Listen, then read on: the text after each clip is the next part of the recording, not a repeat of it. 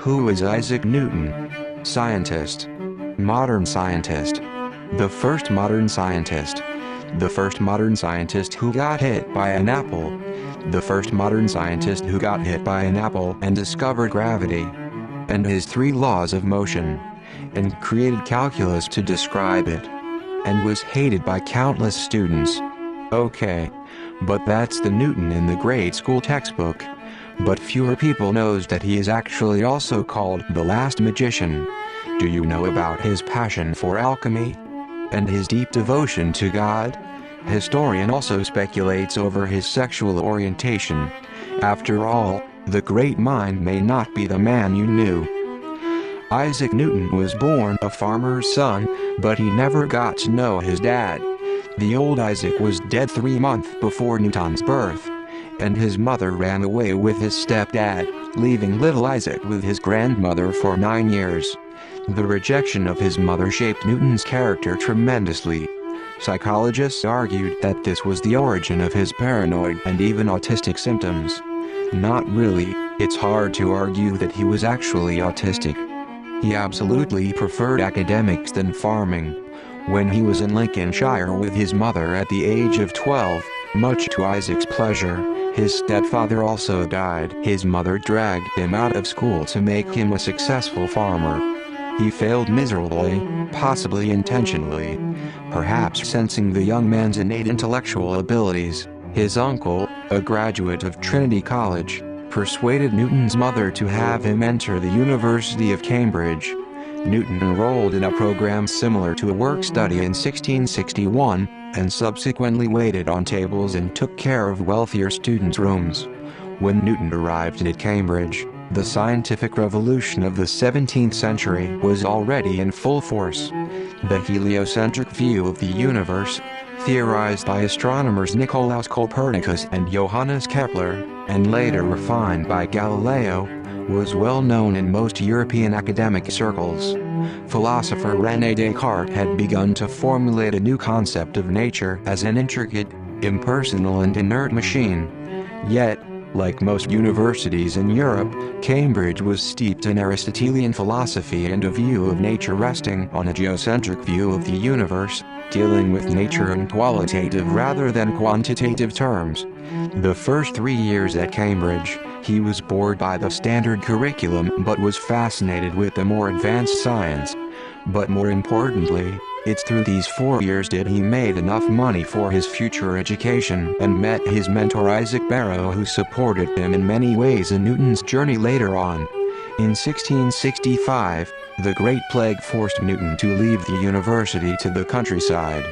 However, it's in the following 18 months did he lay the foundation for almost all of his important works. His inquiries on light and color, planetary motion, and calculus all appeared in the year of 1666, the Annus Mirabilis. During 2 to 3 years of intense mental effort, Newton prepared Philosophiae Naturalis Principia Mathematica, Mathematical Principles of Natural Philosophy. Although this was not published until 1687, said to be the single most influential book on physics and possibly all of science, it is most often known as Principia and contains information on nearly all of the essential concepts of physics, except energy. The work offers an exact quantitative description of bodies in motion and 3 basic laws. 1. A stationary body will stay stationary unless an external force is applied to it.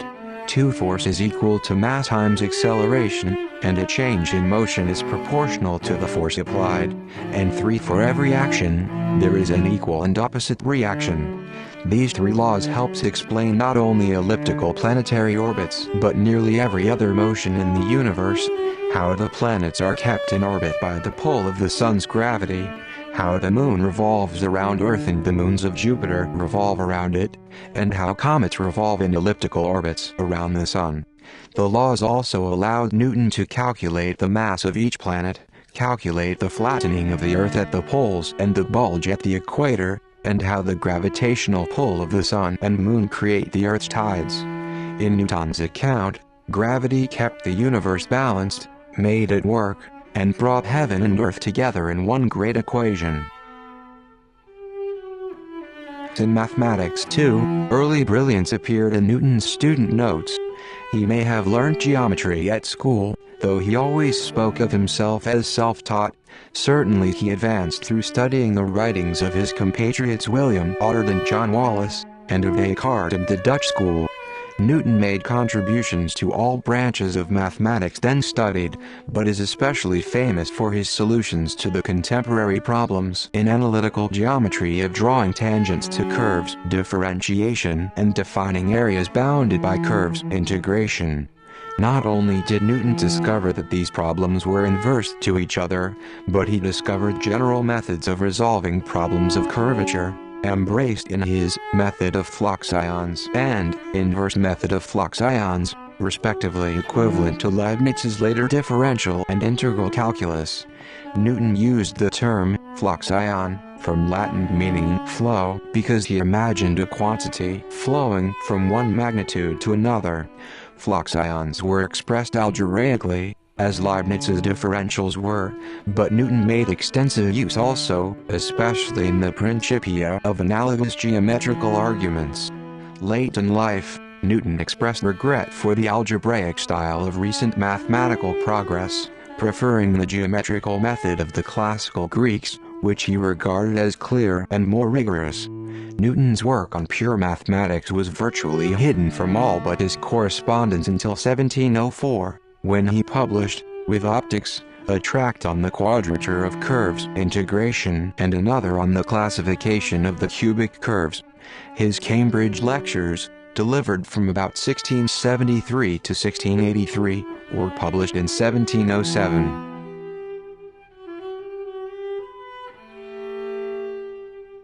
After Newton's second nervous breakdown in 1793, he suddenly seemed to lost all interest in scientific problems but it now favored pursuing prophecy and scripture and the study of alchemy. He had worked on alchemical work and looked for the philosopher's stone even before this period. He also attempted to extract scientific information from the Bible, and predicted that the world would end no earlier than 2060.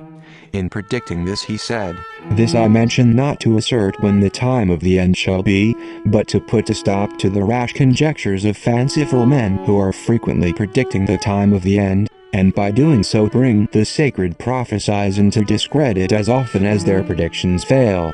While some might see this as work beneath the man who had revolutionized science, it might be more properly attributed to Newton responding to the issues of the time in turbulent 17th century Britain.